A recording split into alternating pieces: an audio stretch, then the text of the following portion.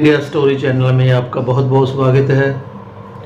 Alert India story में हम हर रोज़ नई नई स्टोरी आपके साथ साझा करते हैं। उम्मीद करता हूँ कि आपको भी वो स्टोरी अच्छा लगता होगा। अच्छा लगता है तो हमारे अलर्ट इंडिया स्टोरी चैनल को सब्सक्राइब कीजिए, बेल आइकन का बटन दबा दीजिए। जब भी हम कोई नया वीडियो उसके ऊपर अपलोड करें तो सबसे पहले उसका नोटिफिकेशन आपको मिलो। और समा व्यर्थ न करते हुए तो आओ आप हम करते हैं जी आज की जी नई स्टोरी शुरू। तो आप हमारे साथ आखिर तक जुड़े रहना।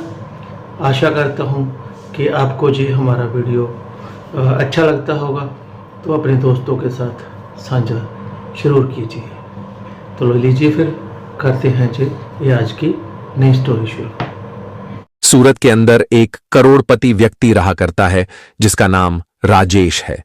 राजेश, जो कि कई कंपनियों का मालिक है, उसने अपनी सारी कंपनियों पर मैनेजर रखे हैं। जो मैनेजर पूरा लेखा जोखा उसे घर पर ही दिखा दिया करते हैं, यानी कि रुपए पैसों को लेकर उसके पास कोई भी दिक्कत नहीं है।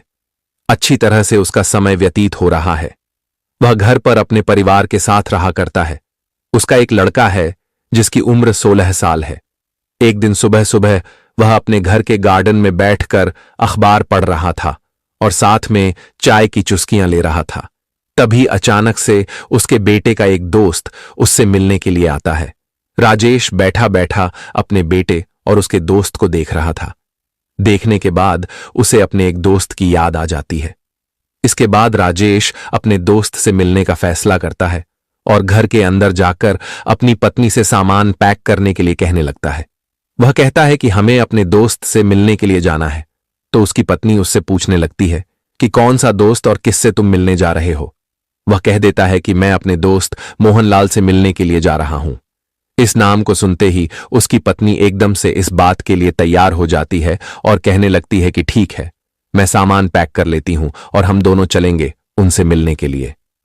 पत्नी सामान पैक करने लगती है, लेकिन तभी राजेश बाहर आता है और बाहर आकर अपने बेटे से भी तैयार होने के लिए कहने लगता है। अब बेटा पूछता है कि पिताजी हम कहां जा रहे हैं। तो वह कहता है कि एक खास आदमी है और उससे तुम्हें मिलाना है।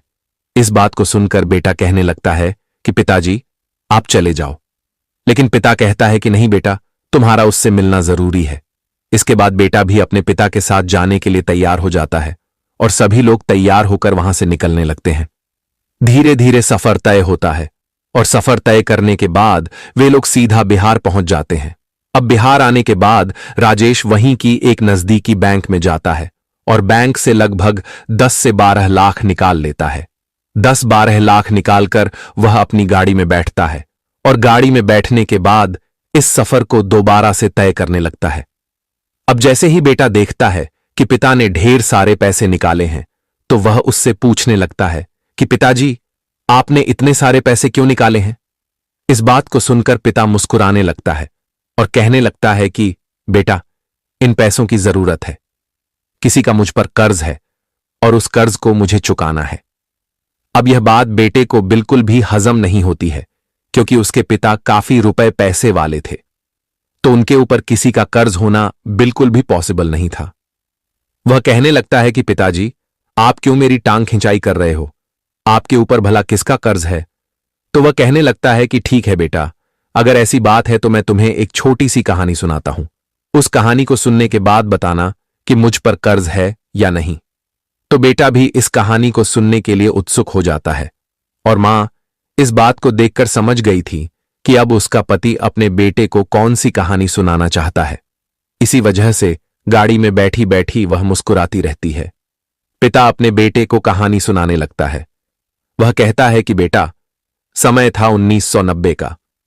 1990 के दशक में हम लोग बिहार के अंदर रहा करते थे और मेरी शादी होने वाली थी। लेकिन मेरा एक दोस्त था जिसका नाम था मोहनलाल। मोहनलाल की पहले ही शादी हो चुकी थी और उसको 2 बच्चे भी थे, एक लड़का और एक लड़की। बड़ा लड़का था और छोटी लड़की थी। वैसे तो मेरा नाम याश है, लेकिन मेरे दोस्त मोहनलाल और उसकी पत्नी मुझे प्यार से नन्हे नन्हे कहा करते थे और मुझे छोटे भाई की तरह प्यार दिया करते थे। सब कुछ अच्छी तरह से चल रहा था। मैंने पढ़ाई लिखाई कर ली थी और मैं किसी रोजगार को ढूंढ रहा था कि मुझे कोई अच्छा सा रोजगार मिल जाए जिससे मैं अपनी जिंदगी को अच्छी तरह से व्यतीत कर सकूं। उसी दौरान हमारे अड़ोस पड़ोस वाले मेरी शादी की चिंता करने लगते हैं, क्योंकि मेरे माता पिता तो मुझे बचपन में छोड़कर चले गए थे। उसके बाद से मैं इधर उधर अड़ोस पड़ोसियों के यहीं पर टाइम बिताया करता था, लेकिन सबसे ज्यादा मैं मोहनलाल के यहां पर टाइम बिताया करता था। वह मेरा अच्छे से ख्याल रखा करता और बड़े भाई की तरह मुझे हर बात को समझाया करता। अब जब अड़ोस पड़ोस वाले शादी के लिए कहते हैं तो मैं भी अपनी शादी करा लेता हूं, लेकिन शादी के बाद मुसीबतें आनी स्टार्ट हो जाती हैं, क्योंकि शादी के बाद अब मैं अकेला तो रह नहीं गया था। मुझे घर बसाना था। घर के अंदर घर को चलाने के लिए पैसे चाहिए और मेरे पास बिल्कुल भी पैसे नहीं थे। मैं इन्हीं सभी बातों से बहुत ज्यादा परेशान रहा करता। जब भी मैं मोहनलाल से इन बातों को किया करता तो वह कुछ न कुछ सहारा मुझे दे दिया करता और कहा करता कि तू चिंता मत कर, मैं हूं तेरे साथ। इन सभी बातों से मैं काफी ज्यादा परेशान हो गया था और अब मुझे कुछ बड़ा करना था। इसीलिए मैं सोचता हूं कि मैं कहीं बाहर चला जाऊं और वहां पर रहकर मेहनत मजदूरी करके अपना भरण पोषण करूं। मैं बाहर जाना चाहता था, लेकिन बाहर जाने के लिए भी पैसे लगते हैं और मेरे पास बिल्कुल भी पैसे नहीं थे। इसके बाद लगभग 1992 में मैं अपने दोस्त मोहनलाल के पास जाता हूं। वहां पर उनकी पत्नी शारदा भी बैठी हुई थी और हम दोनों पति पत्नी उनसे बातें करने लगते हैं। बातों ही बातों में मैं उसे बता देता हूं कि यार, मुझे बाहर जाना है और बाहर जाने के लिए मुझे कुछ पैसों का इंतजाम करना है। मैं उनसे कहता हूं कि यार, ऐसा कर, मेरी जमीन को बिचवा दे और उससे मुझे जो भी पैसे मिलेंगे उन पैसों से मैं अपना रोजगार चलाऊंगा। लेकिन तभी मोहनलाल और उसकी पत्नी कहने लगते हैं कि अरे, ऐसी कौन सी बात हो गई जो तू जमीन को बेचने की बात कर रहा है? और वैसे भी उस समय जमीनों का इतना भाव नहीं था, जमीनों को कोई लेकर भी राजी नहीं था। तो इसी वजह से वे लोग कहने लगते हैं कि तुम चिंता मत करो, तुम्हें कितने पैसे चाहिए? तो मैं उनको बताता हूं कि लगभग 10,000 रुपए का इंतजाम हो जाए तो बहुत ही अच्छी बात है। उन पैसों से मैं अपना रोजगार चला सकता हूं। इसके बाद अपनी पत्नी के कुछ जेवर उसके पास रखे हुए थे। उन जेवरों को लेकर वह एक सुनार के पास जाता है और वहां पर 10,000 रुपए में उन जेवरों को गिरवी रख देता है और जो पैसे उसे मिलते हैं उन पैसों को लाकर मेरे हाथ में थमा देता है। अब मैं जैसे ही अपने हाथ में पैसे देखता हूं तो अपने दोस्त से पूछने लगता हूं कि कहां से लेकर आए हो?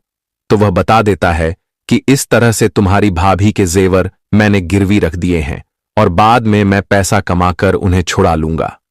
तुम किसी भी तरह की चिंता मत करो और अपनी जिंदगी को अच्छी तरह से व्यतीत करो। ये तुम्हारे पास पैसे हैं और इन पैसों को तुम्हें कभी भी देने की जरूरत नहीं है। मैं तुम्हारा दोस्त हूं और इतना हक तो मेरा बनता ही है। ऐसा कहकर उसने मुझे पैसे दे दिए और पैसे देकर वहां से जाने के लिए कह दिया। उसके बाद मैं अपनी पत्नी को लेकर वहां से सीधा सूरत आ जाता हूं और सूरत में आकर छोटा मोटा काम करने लगता हूं। उस काम में मैं दिन रात मेहनत करता हूं और मेहनत करने के बाद मेरा जो काम है वह अच्छी तरह से चलने लगता है। धीरे धीरे समय बीतता है और समय के साथ साथ मेरी बहुत बड़ी बड़ी कंपनियां बन जाती हैं, जिन कंपनियों को आजकल तुम देखा करते हो। मैं ढेर सारी तरक्की करने लगता हूं, लेकिन इन तरक्कियों के दौरान मैं अपने दोस्त को बिल्कुल ही भूल गया कि इस काम को चालू करने के लिए उसने मुझे पैसे दिए थे। अब जैसे ही उस दिन मैं बाहर बैठकर चाय पी रहा था और तेरा दोस्त मुझसे मिलने के लिए आया था, तो एकदम से तेरे दोस्त को देखकर मुझे अपने दोस्त की याद आ गई। उसके बाद मैंने फैसला किया उससे मिलने का। तो ये जो पैसे मैंने निकाले हैं, ये पैसे उसी के 10,000 रुपए के बदले निकाले हैं। इन पैसों को उन्हें दूंगा और कहूंगा कि ये तेरे ही पैसे हैं जो तूने मुझे दिए थे। इस बात को सुनकर बेटा एकदम से एक्साइटेड हो जाता है और कहने लगता है कि पिताजी, आपने इस बात के बारे में मुझे पहले क्यों नहीं बताया? तो पिता कहने लगता है कि बेटा, तुम्हें कैसे बताते? हम इन बातों को पूरी तरह से भूल चुके थे, क्योंकि फिलहाल अब तक इन बातों को 20 साल हो चुके थे।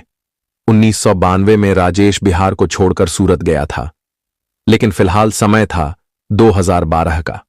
पिता कहता है कि नहीं, कोई हमारा संबंध उस गांव के अंदर रहा करता है, जिसकी वजह से हमें उस गांव की याद आती रहती। तो इस बात को सुनकर जो बेटा होता है वह भी उस मोहनलाल जी से मिलने के लिए एक्साइटेड हो जाता है।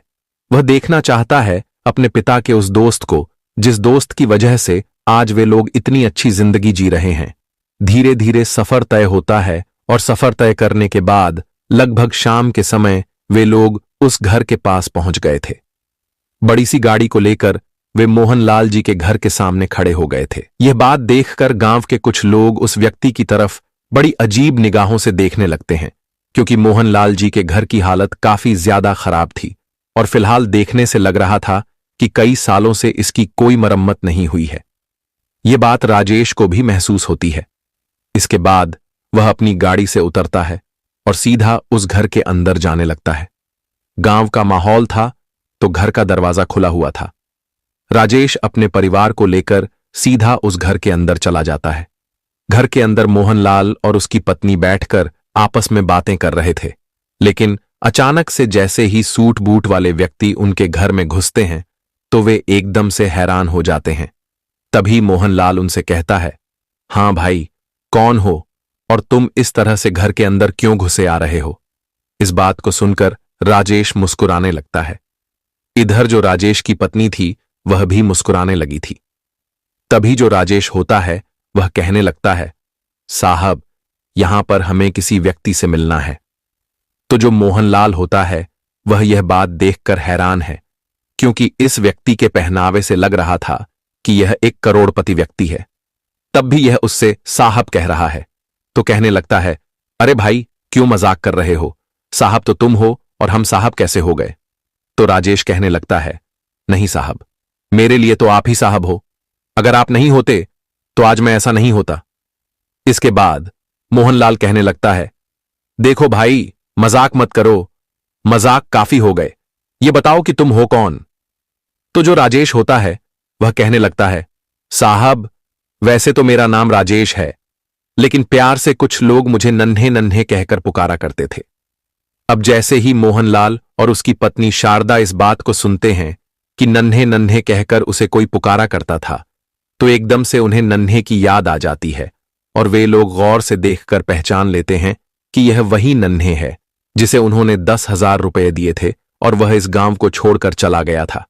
तो एकदम से जो मोहनलाल जी होते हैं उनकी आंखों से आंसू टपकने लगते हैं और वह भागकर एकदम से नन्हे को गले लगा लेते हैं।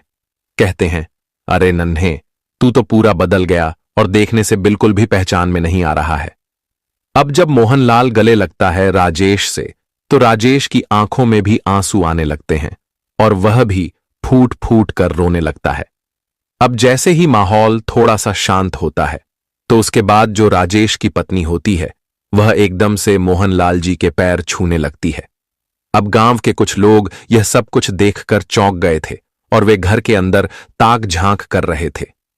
जैसे ही वे देखते हैं कि कोई करोड़पति व्यक्ति गाड़ी में बैठकर इनके घर पर आया है और उसके बाद उसकी पत्नी इन गरीब लोगों के पैर छू रही है, तो वे लोग भी हैरान हो जाते हैं और घर की दीवारों से कान लगाकर सुनने लगते हैं।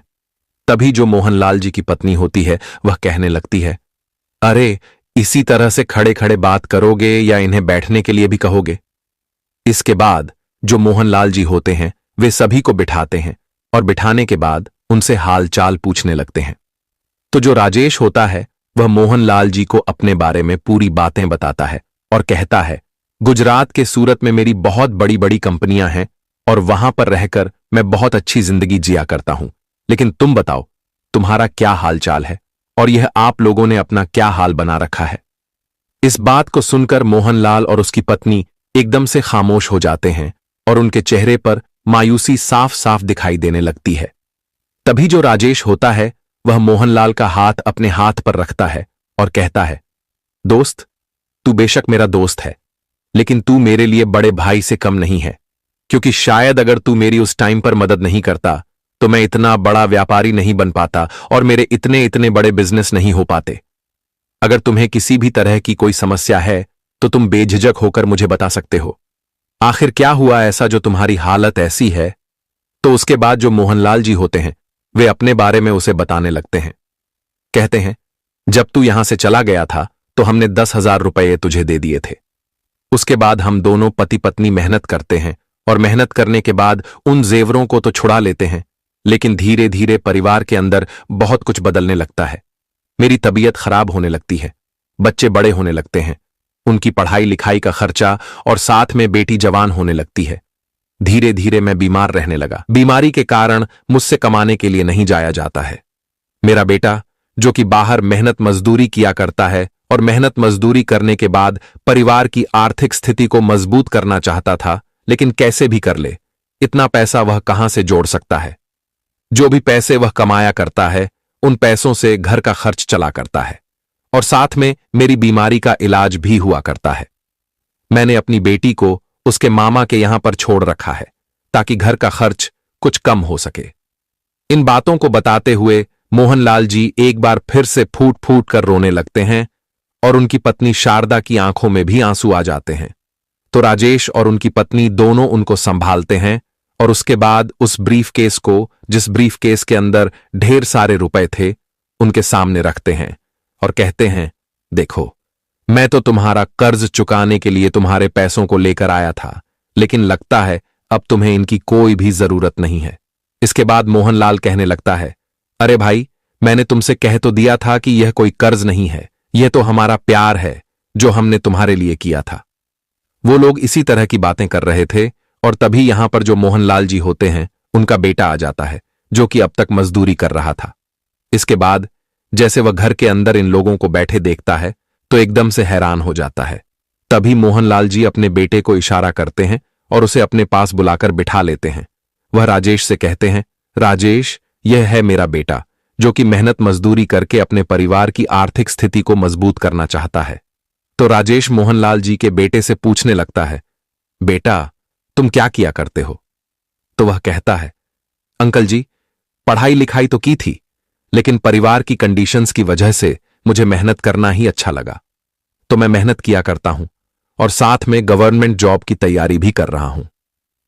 इस बात को सुनकर राजेश उसे शाबाशी देता है और कहता है, बेटा, मेहनत करते रहो, मेहनत का फल हमेशा मीठा होता है।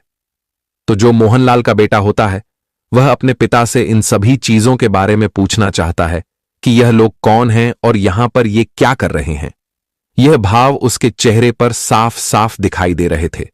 राजेश इन भावों को पढ़ लेता है और तभी वह मोहनलाल के बेटे को बता देता है, बेटा, मैं जानता हूं कि तुम क्या जानना चाहते हो और जो कुछ भी तुम जानना चाहते हो उन सभी चीजों के जवाब तुम्हें मिल जाएंगे, लेकिन उससे पहले तुम्हें मेरे साथ चलना होगा। इसके बाद राजेश उठने लगता है, लेकिन तभी मोहनलाल कहता है, कहां ले जा रहे हो तुम इसे? तो वह कहता है, मेरी बीवी बच्चे यहीं पर हैं, तो चिंता मत कर, तेरे बच्चे को किडनैप नहीं करूंगा, बस मुझे इससे कुछ काम है। ऐसा कहकर वह मोहनलाल के बेटे को अपने साथ बैठा लेता है और वहां से गाड़ी लेकर चल देता है। वह मोहनलाल के बेटे से उसके मामा के यहां का एड्रेस पूछता है और वहां से वे लोग सीधे मोहनलाल के ससुराल पहुंच जाते हैं। वहां से उसकी बेटी को अपने साथ लेकर वापस उसी घर में आ जाते हैं।